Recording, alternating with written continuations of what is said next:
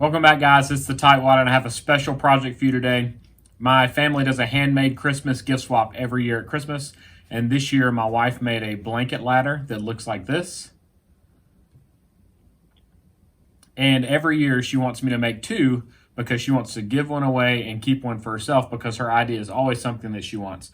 So today I'm going to be showing you the step-by-step process, including the cut list and all the measurements for building that blanket ladder. Now I'm going to get started today with some 1x3x8. I got the higher grade of wood from my local big box store. I typically shop at Home Depot because that's what's in my area. And today I'm going to be using the PPE. I'm going to be using my 3M headphones. These are super comfortable. If you've never tried them, I highly recommend them. They're very affordable, great battery life, and super comfortable. Not sponsored by them. I've been using them for probably 3 or 4 years now, and they're awesome. And then my favorite goggles are these UVEX ones. I found them on Amazon. Again, I paid full price, not sponsored. But I like these much better than your typical safety glasses because they have this seal around them. And it's a nice, comfortable seal, unlike the ones that are made by DeWalt. And then I have this stealth light mask that Trend sent me. They did send me this for free. So to get started today, the first thing that I always recommend when working with new lumber that I'm going to assemble, or that I like to do, is give it a good sanding at the beginning to take off any of the rough stuff. I am going to sand it again later, but I just like to get the rough stuff off first. We're going to start today by getting these cut down to the right lengths, and then we will get them on the roundover. Using a roundover bit isn't a necessary step. It's just giving those edges the nice round smooth feel. You could do the same thing with a sander if you have a little bit of patience and a little more time. The first thing I want to point out is that always check your boards. If you have extra board, make sure that you're removing these splits, like is in the end of this board.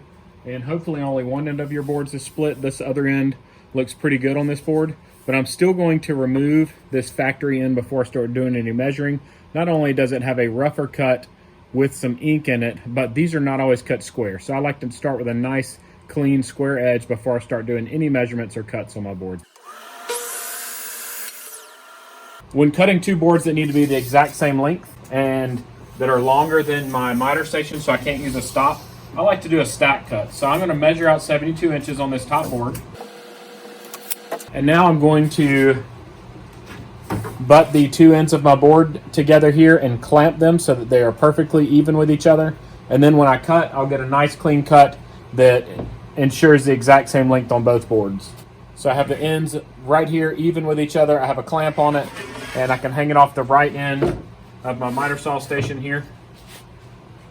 And now when I make my cut, it's going to go through both boards and they're going to be the exact same length.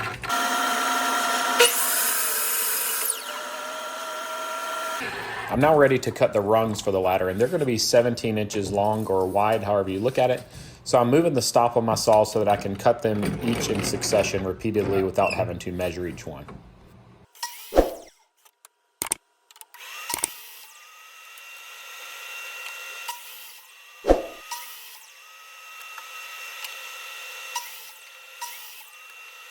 I had a fairly big knot in this board in the middle, and since I knew I had a little bit of extra length, I went ahead and cut that out.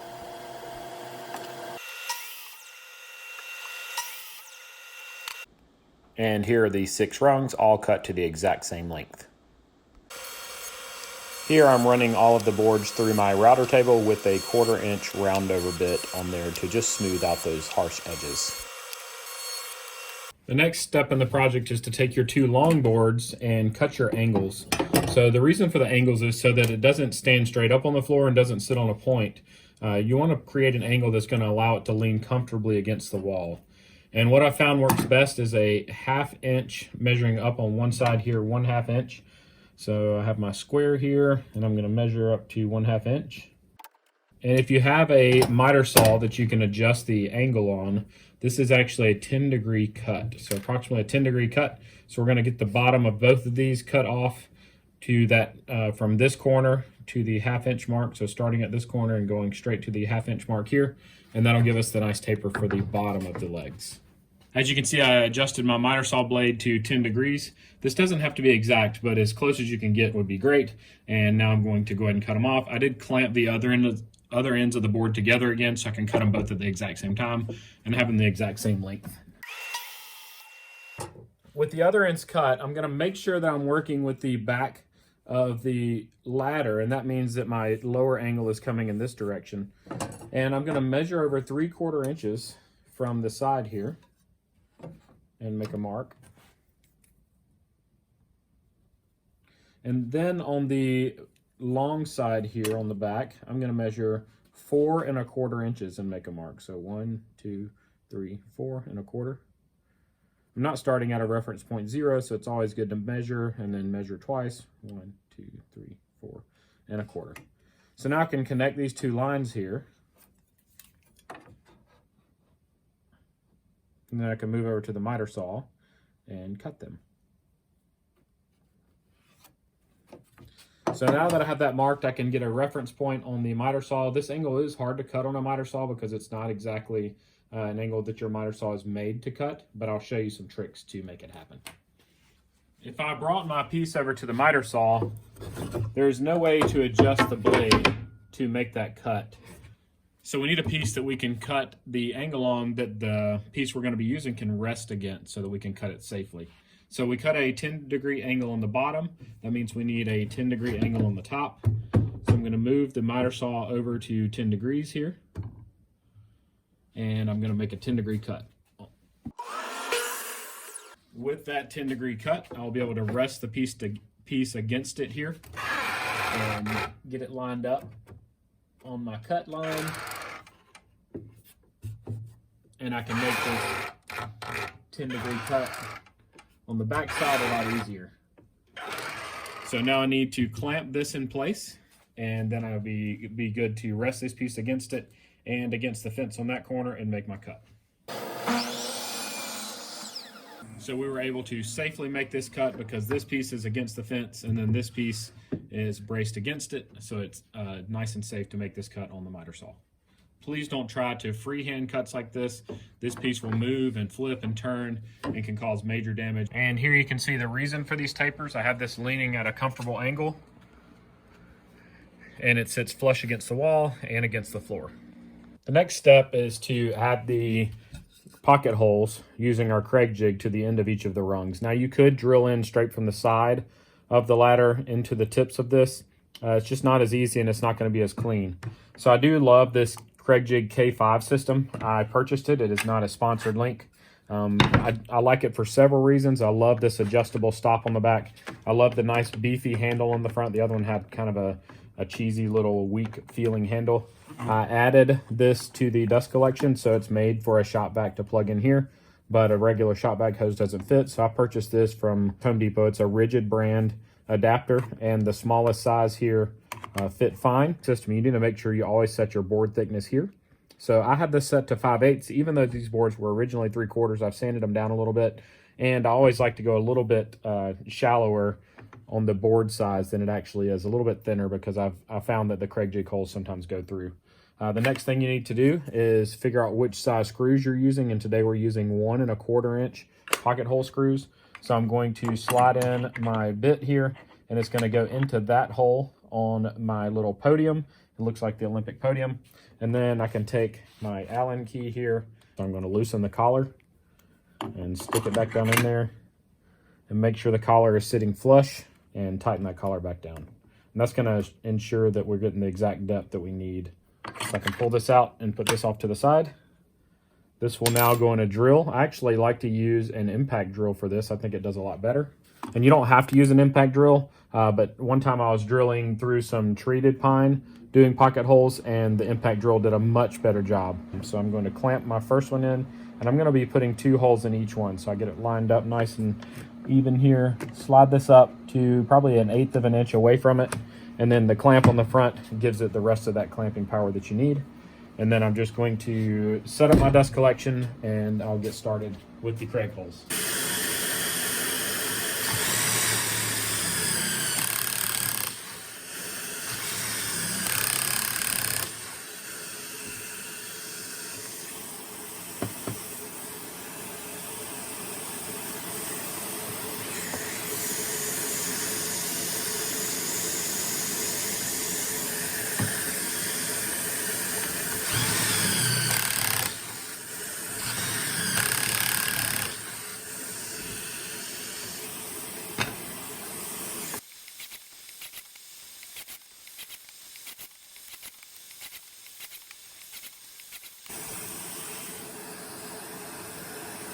The next step is measuring where your rungs are going to go, and we're going to measure and put a line where the bottom of each rung will go. So this is the bottom of our ladder down here.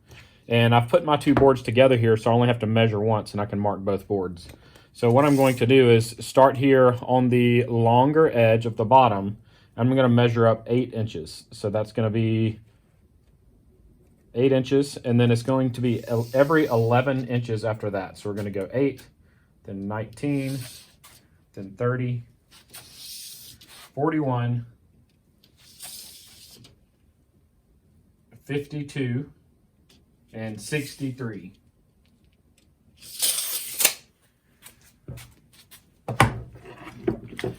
Again, this is a time when it's very handy to have one of these squares, because now I can put it against my board here and I can mark the center of this piece and this piece, and I can come down and do the same thing all the way down, marking the center of each one, because that's where the bottom of the rung is going to go when we start attaching them. What I'm doing now is clamping a 2x4 down to the table, and I'll show you why once I get it clamped. So I wanted you to see that you could clamp a 2x4 to anything that's flat, and you could use it to brace against. So the next step here is going to be putting these braces in. So I can go ahead and kind of show you the basic layout. And what this 2x4 is going to allow me to do is to push in from this side or from this side when I'm drilling in these pieces. It's going to allow me to push against it to get a nice tight fit. Now I need to find something to set these cross pieces on to bring them up to the portion I want. And I'm going to be mounting mine right in the center, and I'm not doing any kind of angle, and I'm also not mounting them this way because I don't want someone to try to climb on this ladder because it's purely a decorative ladder. So I just want mine mounted halfway on each side here. So I have a 3/4 inch board and a 1/4 inch board, and I'm almost right in the center, and I'm happy with that. So this is what I'm going to use for my spacing. So I'll be able to use this piece all the way down. I'm almost ready to start driving my screws here, but I want to review a little bit of my setup. I have this to press against, so I'm going to be working from this side of the table, pushing against it. So as I'm pushing the board, this is holding it on the back side from sliding away. I do have this square. If you don't have some of these things, it's fine, but I will put links to them, Amazon affiliate links, in the description and in the pinned comment, so you can see some of the things that I'm using in this video. And our marks were marked to the bottom of the board. So when we measured up 8 inches, that was to the bottom of where this board goes. The last thing I'm going to do is add a little bit of glue to the end of my board. And then I'm going to be screwing it in using my drill. And I have my screws attached with a magnet here, so I don't have to reach back to the pile of screws every time I need another one. Make sure your drill is in the low speed section anytime you're drilling pocket hole screws into pine. Make sure it's in forward. And you can see it got our screw in there nice and cleanly. After driving that first screw, I noticed that I'm driving just above the center of this board. So I'm actually going to take this 2x4 and turn it up on its side so I have a little bit better surface to push against. And now I'm ready to go down. Now when I push against it, you see there's no give in the other side.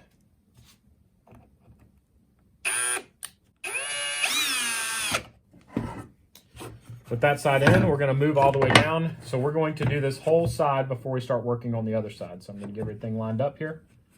That black square was a little bit too long to fit between my two rungs here, so I had to switch to another size. Put a little glue on the end of my board. Get it lined up here with my square. Push it firmly against the other side. And then repeat the process all the way down the ladder. With that side finished, I can start working on the other side now. So now we're just repeating the same process for the other side. And this should be easier, should just be lining up the holes and driving the screws. The difference is we're going to put glue on all of the pieces before we get started. The key here is trying not to let these other pieces touch until it's time to do so, because glue causes your stain not to soak in properly.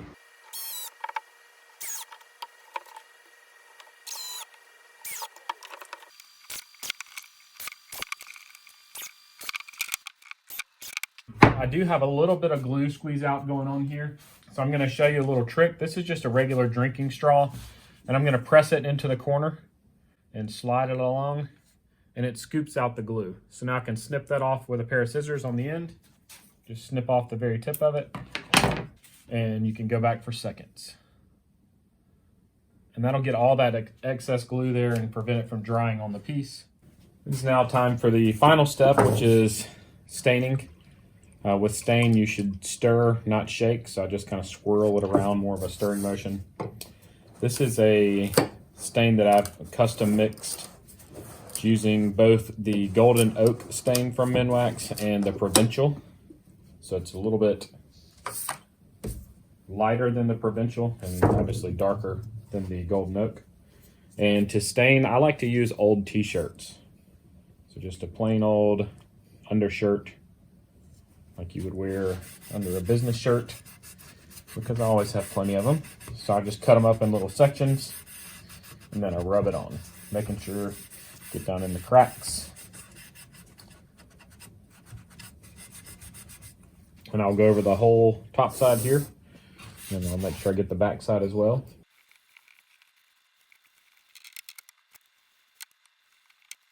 You'll see me switching back and forth here because I don't want one side to dry, which will create splotches. So I'll go back and forth as I do the rungs.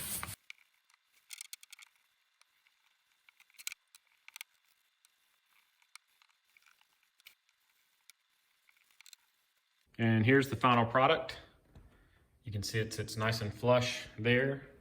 My wife has hung a blanket on it, and then it sits nicely here. One tip, we do have a robot vacuum cleaner, and she tends to bump into this and knock it over sometimes, so you can put some furniture anti-skid pads there and up here, and it'll make it where the vacuum cleaner won't knock it over when it's being bumped.